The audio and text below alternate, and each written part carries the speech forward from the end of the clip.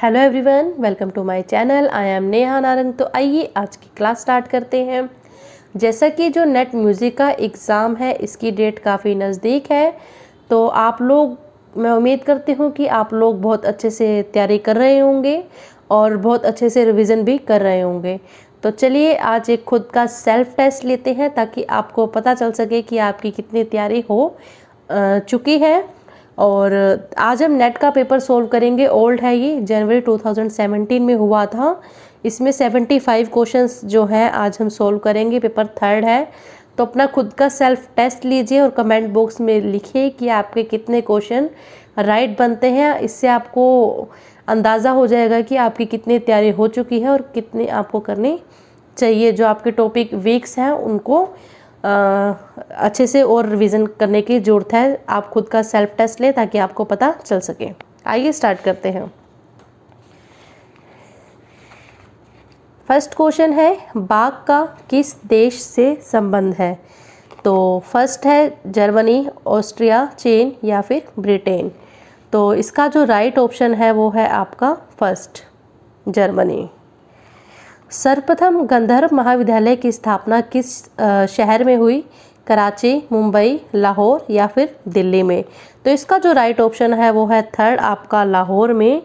लाहौर में 1901 में पंडित विष्णु दिगंबर पुरस्कर ने गंधर्व महाविद्यालय की स्थापना की थी। 1908 में बम्बई में इनके द्वारा संगीता अमृत प्रवाह नामक एक संगीत पत्रिका का संपादन भी किया गया। थर्ड क्वेश्चन है, इमदाद खां के पुत्र कौन है? तो फर्स्ट है ऑप्शन वज़ीर खां, इनायत खां, इमरत खां या फिर विलायत खां। तो इसका राइट ऑप्शन है सेकंड, इनायत खां। इनके दादा का नाम साहबदाद खां है। इनायत खां सूफी पंथ के विख्यात गायक एवं वीणा वादक थे। इनका जो जन्म है बड़ौदा में हुआ था। नेक्स्ट क्वेश्चन है, सामा स्वर संगति किस राग में प्रयुक्त नहीं होती है? तो ये क्वेश्चन ध्यान से पढ़ना है कि सामा स्वर का जो प्रयोग है किस राग में प्रयोग नहीं होता है। तो मालकोस में इसका प्रयोग किया जाता है, केदार में भी इसका प्रयोग होता है और भीमप्लासी में भी होता है। तो हमीर आपका राइट ऑप्शन है। राग मालकोस के स्वरों में गंधार को षड्ज मानने पर किस राग की प्राप्ति होती है? राग मालकोस के जो स्वर हैं उसमें जो ग स्वर है अगर हम उसको सा मान लें तो हमें किस राग की प्राप्ति होगी? फर्स्ट है आपका दुर्गा, भूपाली, गुणकली या फिर हंस ध्वनि। तो इसका जो राइट आंसर है आपका दुर्गा, ठीक है। और जो दुर्गा है आपका बिलावल थाट से उत्पन्न राग है। राग तरंगिणी में थाटों की क्या संख्या है? 10, 18, 12 या फिर 22। तो इसका जो राइट ऑप्शन है वो है आपका थर्ड, 12। ये जो राग तरंगिणी जो ग्रंथ है ये 15वीं शताब्दी की रचना है। इसमें राग रागनी पत्ती को छोड़कर थाट पत्ती अपनाई गई थी। इन्होंने 12 थाटों से 75 जन्य राग बताए हैं। नेक्स्ट क्वेश्चन है, निम्नलिखित को सुमेलित करना है तथा सही कोड चुनना है। फर्स्ट है आपका अभोगी, सेकंड है कामोद, थर्ड है बिलास खाने थोड़ी और चौथा है आपका गुजरी तोड़ी। ये आपको थाट दे रखे हैं तो इनका सही मिलान करना है। तो अभोगी जो है काफ़ी थाट है अभोगी राग का। कामोद की बात करें तो ये है कल्याण थाट। बिलास खानी तोड़ी ये है आपका भैरवी थाट से। और गुजरी तोड़ी की बात करें तो ये आपका गुजरी तोड़ी ही थाट से है। तो इसका जो राइट ऑप्शन होगा वो है आपका सेकंड।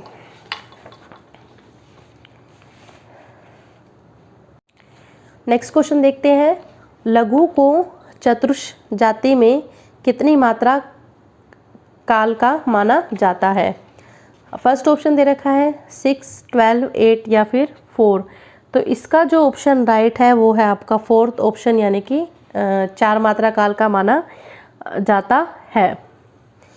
नेक्स्ट क्वेश्चन देखते हैं, यति का संबंध है लय से, राग से, तान से या फिर अलंकार से।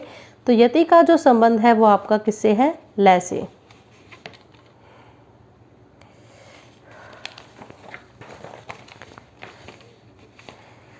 राग गोड़सरंग में अधिकतर किस प्रकार के तानों का प्रयोग होता है? स्पार्तान, सरोक्तान, गिटकरी तान या फिर वक्रतान। तो राइट ऑप्शन है आपका वक्रतान।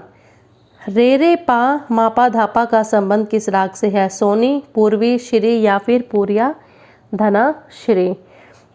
तो इसका जो आपका राइट ऑप्शन है ये है थर्ड, श्री राग से है, जो कि ये पूर्वी थाट से उत्पन्न राग है। और इसकी बात करें तो ये एक संधि प्रकाश राग है। नेक्स्ट क्वेश्चन देखते हैं, राग साजगिरी के रचयिता कौन है? फर्स्ट है गोपाल नायक, सेकंड है अमीर खुसरो, थर्ड स्वामी हरिदास या फिर शारंगदेव।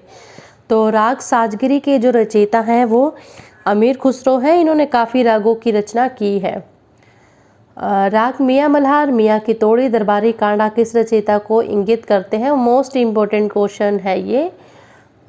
तो गोपाल नायक, तानसेन, बैजू बावरा, अमीर खुसरो। तो इसका ऑप्शन आई थिंक सबको पता होगा। राइट आंसर क्या है? तानसेन। रजा खानी गत किस ताल में बजाई जाती है? दो गत होते हैं, मस्जिद खानी गत और रजा खानी गत। गत के प्रकार जो है और भी हैं, मेनली आपके दो ही गत है, मस्जिद खानी गत और रजा खानी गत। तो ये किस ताल में बजाई जाती है? तीन ताल, एक ताल, झपताल, आड़ा, चौताल। तो तीन ताल में रजा खानी गत जो है बजाई जाती है। एक से अधिक धुन एक साथ बजाने को कहते हैं? काउंटर पॉइंट, हारमोनी, स्लर, टिकाव या फिर स्टैकेटो। तो इसका राइट ऑप्शन बताइए आप क्या होगा? फर्स्ट होगा इसका option right, counter point harmony. Harmony दो या दो से अधिक स्वरों को एक साथ बजाने से उत्पन्न मधुर भाव को हारमोनी या फिर स्वर संवाद कहा जाता है। जैसे सागापा या फिर माधा सा स्वरों को अगर हम एक साथ बजाते हैं तो एक हारमोनी की रचना होगी। किस कलाकार का संबंध सुर बहार से है? एन राजम, अन्नपूर्णा देवी, जरीन दारूवाला शर्मा, रेणुका साहा। तो बताइए इसका राइट ऑप्शन क्या होगा? इसका राइट ऑप्शन है सेकंड, अन्नपूर्णा देवी। इनका जो जन्म है मध्य प्रदेश के मेहर नामक कस्बे में 1927 को हुआ था।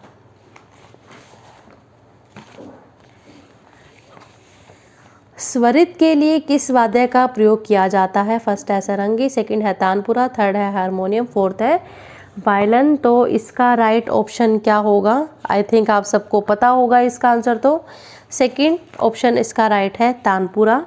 तानपुरे को तंबूरा भी कहते हैं। इसमें 4 तार होते हैं। तंबूरा की वीणा का नाम कलावती रहा है। इसमें विपंची वीणा के समान 9 तंत्रियाँ थी। सारंगी वादक कौन है? राम गोपाल, राम सहाय, राम नारायण या फिर राधे श्याम। तो इसका राइट ऑप्शन जो है Ram Narayan, option third right है इसका। नेक्स्ट क्वेश्चन देखते हैं, स्वयं भू स्वरों को पाश्चात्य संगीत में क्या कहते हैं? नेट के एग्जाम में इस टाइप का एक क्वेश्चन जरूर रहता है कि इसको पाश्चात्य संगीत में क्या कहते हैं। तो इस टाइप के क्वेश्चन जितने भी बनते हैं आप उसको अच्छे से रीड किया करें और लर्न करें। तो स्वयंभू स्वरों को पाश्चात्य संगीत में क्या कहते हैं? हारमोनी, स्टाफ, मेलोडी या फिर हारमोनिक्स। तो इसका जो राइट ऑप्शन है ये है फोर्थ, हारमोनिक्स यानी कि ओवरटोन। प्रथम आघात से जो स्वर उत्पन्न होता है वह मूल नाद कहलाता है और मूल नाद के अतिरिक्त अन्य नाद जो उत्पन्न होते हैं इन्हें ही स्वयंभू स्वर कहा जाता है। कालिदास सम्मान देती है? मध्य प्रदेश सरकार देती है, उत्तर प्रदेश सरकार, दिल्ली सरकार या फिर महाराष्ट्र सरकार। ये कालिदास सम्मान जो है बहुत एक प्रसिद्ध सम्मान है जो मध्य प्रदेश सरकार अपने कलाकारों को देती है। मध्य प्रदेश द्वारा शास्त्रीय संगीत, नृत्य, रंगमंच, चित्रकला, मूर्तिकला, ललित कला एवं लोक कलाओं के क्षेत्र में प्रति वर्ष यह सम्मान दिया जाता है और इसमें कलाकार को 1 लाख रुपए दिए जाते हैं। यही हम 2009-10 की बात करें तो सरोजा विद्यानाथन एन राजम को ये पुरस्कार, ये कालिदास सम्मान जो है वो मिला था। 21 क्वेश्चन, ध्रुपद गायक है गुंदेचा बंधु, मिश्र बंधु, साबरी बंधु या फिर सिंह बंधु। तो इसका फर्स्ट ऑप्शन राइट है Gundecha Bandhu. Introduction to the study of Indian music के लेखक कौन है? Ganguly, Raghavan, A.N. Fox Strangways, E. Clements. तो इसका ऑप्शन फर्स्ट राइट है। वैदिक काल में स्वरों के लिए क्या संज्ञा थी? स्वर, यम, सम या फिर ऋचा। बताइए इसका आंसर क्या होगा? आई होप सो आप सब जानते होंगे। तो इसका ऑप्शन राइट है सेकंड, यम। कौन सा वाद्य हवेली संगीत के साथ संगत करता है? मोस्ट इम्पोर्टेंट, और पहले भी नेट के एग्ज़ाम में हम ये क्वेश्चन सोल्व कर चुके हैं, अगर लर्न है तो आप बताइए। फर्स्ट है आपका ढोलक, सेकंड नाल, थर्ड पखावज, फोर्थ खोल। तो पखावज का जो प्रयोग है हवेली संगीत के साथ किया जाता है। सही कूट को चुनना है, बताना है कौन सा सही है। फर्स्ट अभिकथन कह रहा है कि हिंदुस्तानी संगीत में स्वरों का लगाव एक महत्वपूर्ण कारक है, इसमें परिवर्तन होने से राग परिवर्तित हो जाता है। ये बात कहीं ना कहीं ठीक है। अगर स्वर में परिवर्तन होगा तो राग अपने आप ही बदल जाएगा। यदि स्वर लगाव को पुस्तकों से पढ़कर गहराई से समझ लिया जाए तो किसी भी राग को गुरु से सीखे बिना भी गाया जा सकता है। तो ये तर्क सही है या फिर गलत? तो आप बताइए। ये बात गलत है। जो संगीत है वो प्रैक्टिकली पार्ट है, और ठीक है हम किताबों से उसका ज्ञान प्राप्त कर सकते हैं, नो डाउट, लेकिन बिना गुरु के हम संगीत को नहीं सीख सकते। जो उसकी गहराइयाँ हैं, जो राग की गहराइयाँ हैं, उसको उतना डीपली किताबों में नहीं लिखा जा सकता कि जिसको हम सारा कुछ किताबों से पढ़ के जान लेंगे। ठीक है, तो ये बात गलत है। तो आपका राइट ऑप्शन क्या होगा? थर्ड ए सही है, परंतु वार गलत है। राजस्थानी लोकवाद्य अलगोचा किस श्रेणी के अंतर्गत आता है? सुशीर वाद्य, तंत्री वाद्य, घन वाद्य या फिर अवनत वाद्य? तो आपका ऑप्शन राइट है फर्स्ट। नेक्स्ट को सुमेलित करना है। डोमिनेंट, मीडिएंट, सब डोमिनेंट, मॉडिफाइड नोट। तो डोमिनेंट है पंचभाव संवादी, सेकंड है मीडिएंट अनुवादी, सब डोमिनेंट मध्य भाव संवादी, और मॉडिफाइड नोट यानी कि विकृत स्वर। तो इसका जो राइट ऑप्शन है वो आपका बनेगा फर्स्ट। नाट्य शास्त्र के अनुसार क्रोध एवं रौद्र रस हेतु ध्रुवाओं को किस लय में गाए जाने का निर्देश है? मध्य लय, विलंबित लय, अति विलंबित लय या फिर द्रुत लय? तो इसका जो राइट ऑप्शन है वो है आपका फोर्थ, द्रुत लय। जातियों के ध्यान का उल्लेख किस ग्रंथकार द्वारा किया गया है? तो फर्स्ट है आपका मतंग, सेकंड है नान्यदेव, थर्ड है जगदेकमल, और फोर्थ है आपका भरत। तो इसका राइट ऑप्शन जो है थर्ड। निम्नलिखित में से मध्यम ग्राम की मूर्छनाओं को इंगित कीजिए। आप कितने भी नेट के पेपर उठाकर देख लीजिए, हर पेपर में मध्यम ग्राम से या षड्ज ग्राम से रिलेटेड क्वेश्चन आपको 100% दिखाई देगा। तो आपको षड्ज ग्राम और मध्यम ग्राम के जो नाम है इसको अच्छे से लर्न करना, ताकि आपका एक नंबर तो 100% पक्का हो ही जाएगा। फर्स्ट है हरिणाशव, मार्गी या थर्ड है रजनी। तो मध्यम ग्राम की जो मूर्छनाओं के नाम हैं वो मैं आपको बता दूं, हरिणाशव और मार्गी फर्स्ट और सेकंड है, तो सेकंड ऑप्शन आपका राइट होगा। रजनी नहीं है इसमें मध्यम ग्राम में। शारंगदेव ने शुद्ध और विकृत स्वरों की संख्या कितनी बताई है? 7 शुद्ध, 12 विकृत, 7 शुद्ध, 5 विकृत या फिर 7 शुद्ध, 11 विकृत, 7 शुद्ध, 15 विकृत? तो ऑप्शन राइट है आपका फर्स्ट, 7 शुद्ध और 12 विकृत। जी स्वर या अंस्वर को किस अन्य नाम से पुकारा जाता है? अनुवादी, उदात, वादी या फिर संचारी? तो ऑप्शन थर्ड राइट है, वादी स्वर।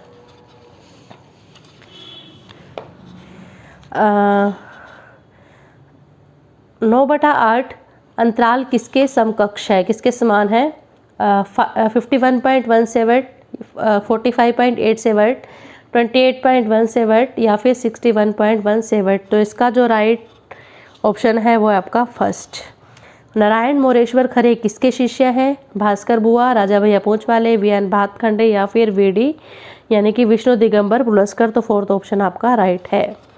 भरत भाष्यम के लेखक हैं नान्यदेव, पार्श्वदेव, अभिनव गुप्त या फिर कोल?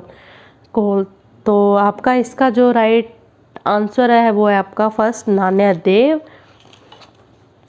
राग रागनी वर्गीकरण का उल्लेख निम्नलिखित में से किन ग्रंथों में किया गया है? संगीत मकरंद, संगीत दर्पण, राग तरंगिणी, नाट्य शास्त्र? तो इसका जो उल्लेख है संगीत मकरंद में किया गया, संगीत दर्पण में किया गया, राग तरंगिणी में नहीं किया गया है। राग तरंगिणी में किया गया है। नाट्य शास्त्र में इसका राग रागनी वर्गीकरण का उल्लेख नहीं किया गया है। तो ऑप्शन आपका जो राइट होगा वो है आपका फोर्थ।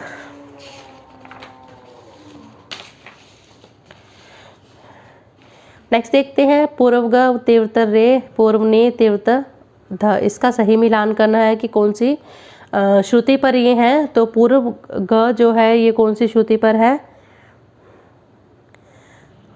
7 पे, तीव्रत रे 9 पे, पूर्व ने की बात करें तो 20 पे और तीव्रत ध 22 पे। तो राइट ऑप्शन होगा इसका फर्स्ट का 4 तो 3rd। पंडित अहोबल ने वीणा के तार पर शुद्ध ग व शुद्ध ने को कहाँ स्थापित किया है?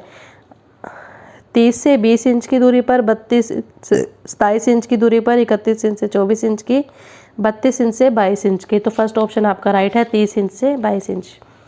राव देवगिरी बिलावल का मिश्रण है। यमन और बिलावल का, खमाज और बिलावल का, शुद्ध कल्याण और बिलावल का, देवगिरी और बिलावल का। तो इसका राइट ऑप्शन है 3rd, शुद्ध कल्याण और बिलावल का। 40 क्वेश्चन देखते हैं। ये आपको स्वर समूह दिया हुआ और पहचानना है कि ये किस राग के स्वर समूह है। तो फर्स्ट जो है सारे गा म प म प, तो ये है काफी राग के। धनी मध निसा नि ध प ध म घ, तो ये हैं आपके खमाज राग के। रे रे प रे म रे सा, तो ये हैं आपके मेघ मल्हार के। First option. निसा रे रेमा पामा रेमा रेसा, ये मदमात सारंग के। तो इसका ऑप्शन जो राइट होगा 3rd राइट होगा। फर्स्ट है 41 क्वेश्चन है। रेमा पा स्वरावली निम्नलिखित में से किन रागों में प्रयुक्त होती है? तो रेमा पा स्वर का प्रयोग किस में सबसे ज़्यादा किया जाता है? गुणक्री, जोगिया, बैरागी, भैरव या फिर जौनपुरी में। तो बताइए आप क्या इसका राइट आंसर है? गुणक्री में इसका प्रयोग होता है, जोगिया में होता है, बैरागी भैरव में होता है, लेकिन जौनपुरी में नहीं होता। तो first second third option right है। तो इसमें कौन सा ऑप्शन राइट हुआ आपका? 2nd। निम्नलिखित ग्रंथों को उनके काल क्रमानुसार व्यवस्थित कीजिए। राग विबोध, अभिनव भारतीय संगीत, रत्नाकर। तो इसका जो ऑप्शन राइट है वो है आपका 3rd। 43 क्वेश्चन देखिए।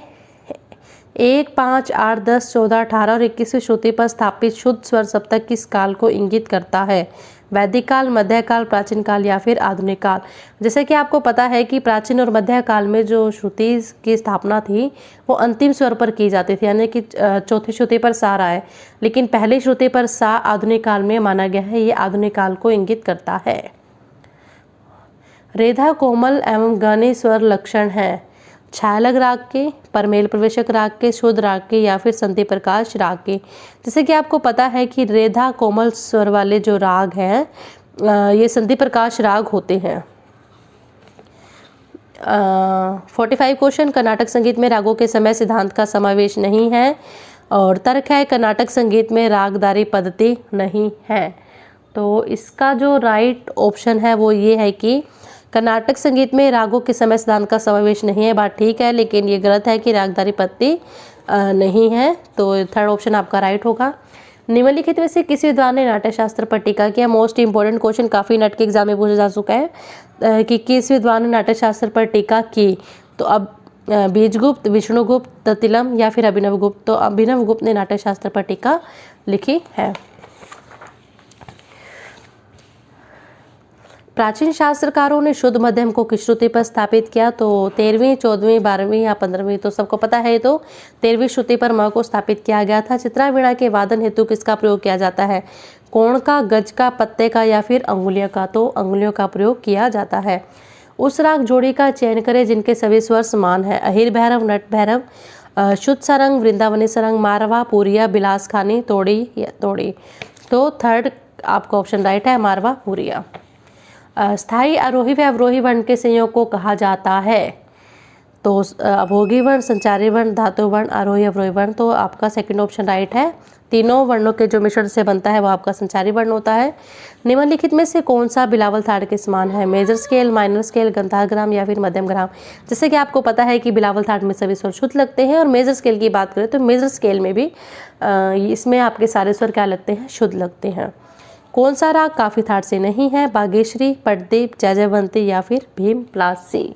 तो इसका जो राइट आंसर है जय वंती जो है आपका काफ़ी थाट से राग उत्पन्न नहीं है, ये खमास थाट से उत्पन्न राग है और एक परमेल परवेशक राग है। निम्नलिखित को सही कालक्रम के अनुसार चुनना है। संगीत प्रजात, संगीत चिंतामणि, भारतीय संगीत वाद्य, ब्रह देशी। तो ये आपके 4 ग्रंथ हैं, इनको हमें एक सही कालक्रम के अनुसार लगाना है। तो इसका जो राइट ऑप्शन है वो आपका है थर्ड। सबसे पहले बृहदेशी लिखा गया था, फिर संगीत परिजात, फिर संगीत चिंतामणि और फिर था भारतीय संगीत वाद्य। The story of Indian music पुस्तक के लेखक कौन है? M.R. गौतम, ओ गोस्वामी, स्वामी प्रज्ञानंद, कपिल वात्स्यायन। तो इसका जो राइट ऑप्शन है वो है आपका ओ गोस्वामी। निम्न में से कौन सा स्वर अर्धदर्शक स्वर के नाम जाना जाता है? ये भी मोस्ट इंपोर्टेंट क्वेश्चन है, काफ़ी एग्जाम में पूछा जा चुका है नेट के। तो इसका ऑप्शन राइट है म। अलिया फतू का संबंध किस घराने से है? किराना, पटियाला, आगरा या फिर जयपुर। तो पटियाला घराने से इनका संबंध है। निर्मल शाह प्रसिद्ध थे सरोद वादक, बीनकार, सारंगी वादक या फिर तबला वादक। तो एक बीनकार थे। ठाडी शब्द से क्या अभिप्राय है? ताल का प्रकार है, संगीत संप्रदाय है, गीति का प्रकार है या फिर लोकदाय। तो एक संगीत संप्रदाय है। निम्नलिखित में से कौन सा स्वर अंतर षड्ज मध्यम भाव को इंगित करता है? रेपा, मासा, रेदा या फिर गाने। तो फर्स्ट ऑप्शन आपका राइट है, रेपा। स्तार के उद्गम को त्रितंत्री वीणा में देखा जाता है, ये बात बिल्कुल ठीक है। त्रितंत्री वीणा में 7 तार होते थे, बात गलत है। त्रितंत्री वीणा में 3 तार होते थे। तो ये सही, आर गलत है, ऑप्शन थर्ड आपका राइट है। भातखंडे के अनुसार शुद्ध ऋषभ की आंदोलन संख्या कितनी है? तो 270, 218, 320, 450। तो 270 इसका राइट आंसर है। 240 सा की है और रे की बात करें तो 270 है। राजा भैया पूछ वाले किस घराने से संबंधित है? आगरा, किराना, पटियाला या फिर ग्वालियर। तो इसका जो राइट ऑप्शन है वो है ग्वालियर। ये ग्वालियर घराने से संबंध रखते थे। सुरेश बाबू माने का वास्तविक नाम है अबुल हक, अब्दुल रहमान, अब्दुल वाहिद या फिर अब्दुल करीम। तो इनका जो नाम है Abdul Rahman, second option right है। उस्ताद अमीर खां पटियाला घराने के महान प्रतिनिधि हैं। अमीर खां ने उस्ताद वाहिद खां से शिक्षण प्राप्त किया। तो इसका जो सेकंड ऑप्शन राइट है। ये दोनों ही बातें गलत है। फ्याज खान ने आफ्ताब ए मौसकी की उपाधि किस दरबार में प्राप्त की? तो बड़ौदा, मैसूर, ग्वालियर या फिर रामपुर। यहाँ पे कंफ्यूजन हो जाती है बड़ौदा में या मैसूर में। तो सेकंड ऑप्शन राइट है, ये मैसूर में। ठीक है, तो यहाँ पे कंफ्यूज नहीं होना, इसमें सबसे बड़ी कंफ्यूजन हो जाती है। प्रबंध गान के अंगों की संख्या कितनी है? 4, 5, 6, 7। जल्दी से बताइए कमेंट में कि क्या इसका राइट आंसर है। इसका जो राइट आंसर है वो है आपका 6, ऑप्शन थर्ड। मतंग ने अपनी पुस्तक बृहदेशी में कितने रागों का उल्लेख किया है? 7, 16, 32 या फिर 9। तो बताइए इसका। इन्होंने 7 ग्राम रागों का उल्लेख किया है मतंग ने। निम्नलिखित में से बेगम अख्तर के गुरु कौन हैं? अब्दुल वाहिद खां, अब्दुल करीम खां, अता हुसैन खां, बड़े गुलाम अली खां। तो ऑप्शन फर्स्ट आपका ऑप्शन थर्ड आपका राइट है, अता हुसैन खां। निम्नलिखित में से कौन अनभ्यास मूलक अल्पतव का उदाहरण है? अवरोह में बिहाग का रे, आरोह में बिहाग का द, दुर्गा में ग, अवरोह में केदार का रे। तो ऑप्शन फर्स्ट आपका राइट है। चुटकुला ख्याल नामक विधा का आविष्कार किसे कहा जाता है? मीर खुसरो, मान सिंह तोमर, सुल्तान हुसैन शर्की या फिर विदारण्य। तो ऑप्शन थर्ड आपका राइट है। मेहर बैंड किससे संबंधित है? वजीर खां, हाफिज अली खां, बलराम पाठक या फिर अलाउद्दीन खां। तो इसका फोर्थ ऑप्शन राइट है। भिन्न को चुनना है। शिखर, ब्रह्म, प्रतिहार, गणेश। ये तीनों ताल के नाम है। प्रतिहार की बात करें तो ये ताल का नाम नहीं है। निम्नलिखित में से कौन सी जाति प्रबंध की है? तीसरा खंड, दीपनी या फिर संकीर्ण। तो इसका ऑप्शन थर्ड राइट है, दीपनी। निम्नलिखित स्वरावली बतानी है किस राग से संबंधित है? रेमा, पा, गामा, रेसा। तो हमीर, कामोद, शुद्ध सारंग या फिर श्याम कल्याण। तो इसका राइट ऑप्शन है फोर्थ, श्याम कल्याण। इनायत हुसैन खां सहसवान वाले किसके शारगिन थे? शारगिन का मतलब होता है शिष्य थे। फर्स्ट ऑप्शन है हस्सू खान, नथन पीर बख्श, विलायत हुसैन या फिर महबूब खान। तो ये इनायत हुसैन जो है हस्सू खां के शारगिन थे, शिष्य थे। Thank you. आप कमेंट बॉक्स में ज़रूर लिखें कि आपके कितने टोटल क्वेश्चन राइट बने और कितने रॉन्ग बने। जो पार्ट आपका वीक है उसको अच्छे से आप तैयारी कीजिए। अगर आपको किसी भी टॉपिक पर नेट के डाउट है तो आप कमेंट बॉक्स में लिखिए। आपको विद इन 1 और 2 डेज़ में वीडियो मिल जाएगी डेफिनेटली। और चैनल को सब्सक्राइब करना ना भूलें। Thank you.